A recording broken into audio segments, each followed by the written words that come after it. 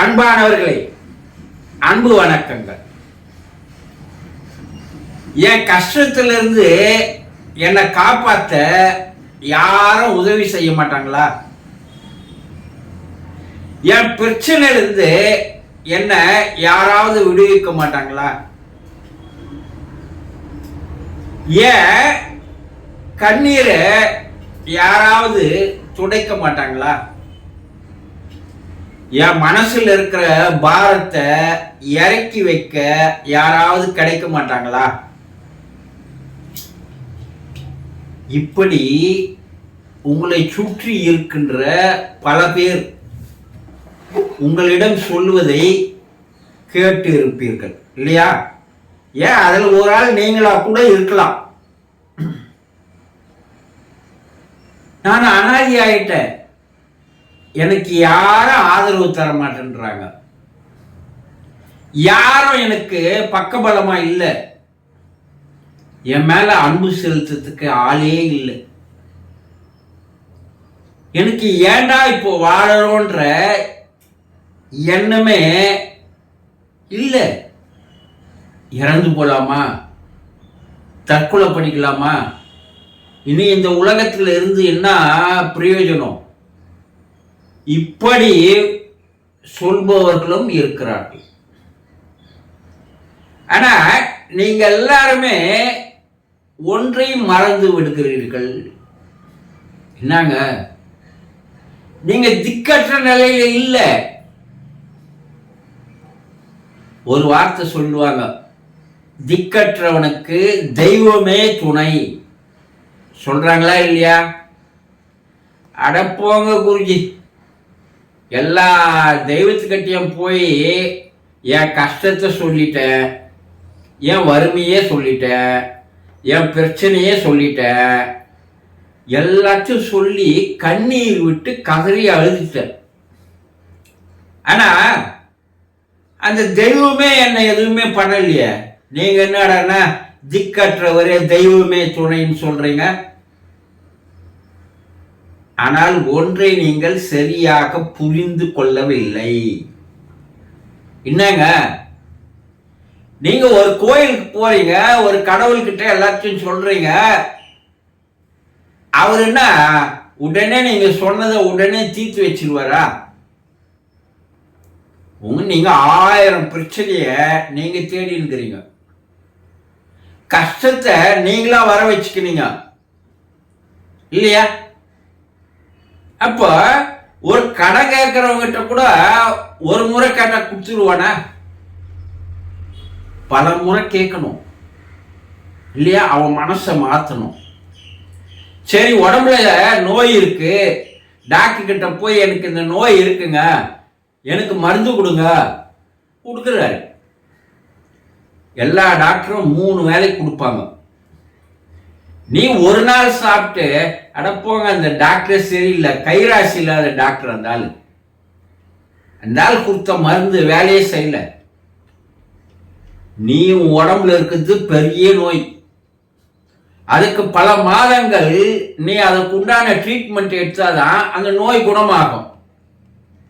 நீ அந்த நோயை வளர்த்துக்கின உடனே போயிட்டு இப்பயே 3 வேளை மருந்துல குணமாகலைன்னா யார் மேல பழிய போடுற? டாக்டர் மேல பழிய போடுற இல்லையா? உங்களுடைய இயல்பே இதுதான். உடனே நீங்க போய் கடவுள்கிட்ட சொல்லிட்டா கடவுள் உடனே உங்களுக்கு செய்திடணும். என்ன, உங்களுக்கு கடன் பட்டவனா? இல்ல உங்களுக்கு அவன் அடிமையா? புத்தி ஏதாவது வேலை செய்யுதா? அதுல வேற ஒருத்தர் என்ன பண்றீங்க, போய் ஒரு கடவுள்கிட்ட உங்களுடைய கஷ்டத்தை சொல்றீங்க, அவர் செய்யல, வேற ஒரு கடவுள்கிட்ட போறீங்க, அவரும் செய்யல. இப்படி கோயில் கோயிலா ஏறி எவனையுமே நம்பாத நீ போயின்னு இருந்தா எந்த கடவுளும் உனக்கு உன் கண்ணீரை துடைக்க வரமாட்டான். அப்ப என்னதாங்க பண்றது குருஜி? முதல்ல உன் பேரில நம்பிக்கை வை. நிச்சயமா இறைவன் என்னை கைவிட மாட்டான். நம்பினோர் கெடுவதில்லை. இது 4 மறை தீர்ப்பு சொன்னாங்கல்ல. நீ கடவுள் எல்லாம் நீ பல உருவத்துல பார்க்கலாம், பல பெயர்ல பார்க்கலாம், பல கோயில்ல பார்க்கலாம். ஆனா சாதாரண கோயில்ல இருக்கிற சக்தியும் ஒண்ணுதான், பெரிய கோயில்ல இருக்கிற சக்தியும் ஒண்ணுதான். நீ உன் மனசுக்கு ஏற்ற மாதிரி உருவங்களை மாத்திக்கின, உருவங்களை செய்துக்கின, கற்பனையா அவனை பற்றி பல விதமான கதைகளை நீ கலைப்பு விட்டுட்ட. நீ எவனோ கலைப்பு விட்ட கதையை நம்பிக்கின்னு நீ இன்னைக்கும் வாழ்ந்து வர இல்லையா? கடவுள் என்பவன், தெய்வம் என்பது ஒரே ஒரு சக்தி தான்.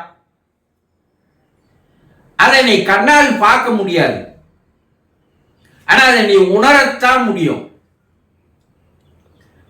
அவங்கிட்ட போய் கண்ணீர் விட்டு கதறி அழுறனா உன் மனசுல எந்த விதமான எண்ணங்களோ சிந்தனைகளோ வேறு எந்த விதமான கற்பனைகளோ இல்லாமல் உன்னுடைய மனமானது 0 பாயிண்ட்ல போய் நின்று எப்போது நீ அழுகிறாயோ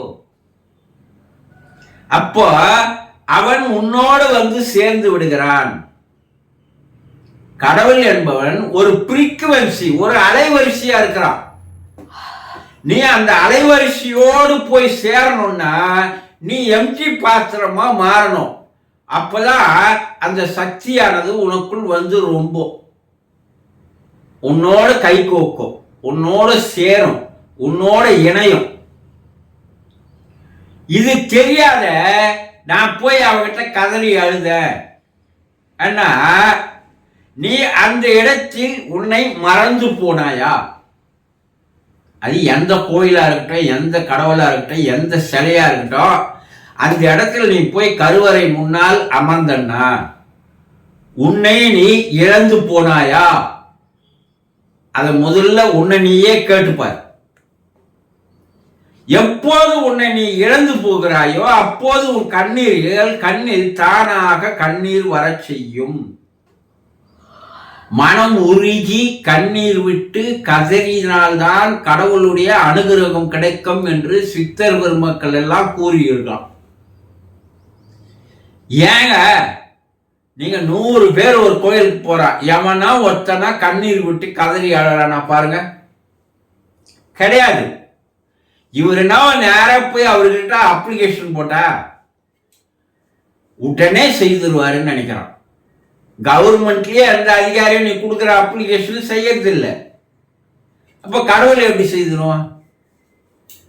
அப்போ கடவுளை பற்றி நீ சரியாக புரிந்து கொள்ளாமல் நீ வணங்குவதால் உன்னுடைய பிரச்சனைகள் தீராது, கஷ்டங்கள் தீராது, உன்னுடைய துன்பங்கள் விலகாது, எதுவுமே நடக்காது. நீ அதிலேயே தான் இன்னும் குண்டி சட்டியில் குதிரை ஓட்டுற மாதிரி அதிலேயே தான் இருப்ப.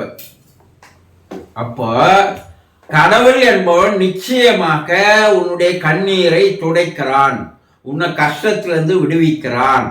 உனக்கு எந்த பிரச்சனையும் இல்லாமல் அவன் உன்னோடவே சேர்ந்து பயணம் செய்கிறான். அப்ப அவனோட நீ எப்படி, எந்த முறையில், எந்த செய்முறையில், எந்த மெத்தட்ல நீ அவனோடு போய் சேர வேண்டும் என்பதை தெரிந்து கொள்ளாமல் நீ எத்தனை பிறவி எடுத்தாலும் உன் கண்ணீரை கடவுள் துடைக்க மாட்டான் என்பதை புரிந்து கொள்ளுங்கள். சந்தோஷம்.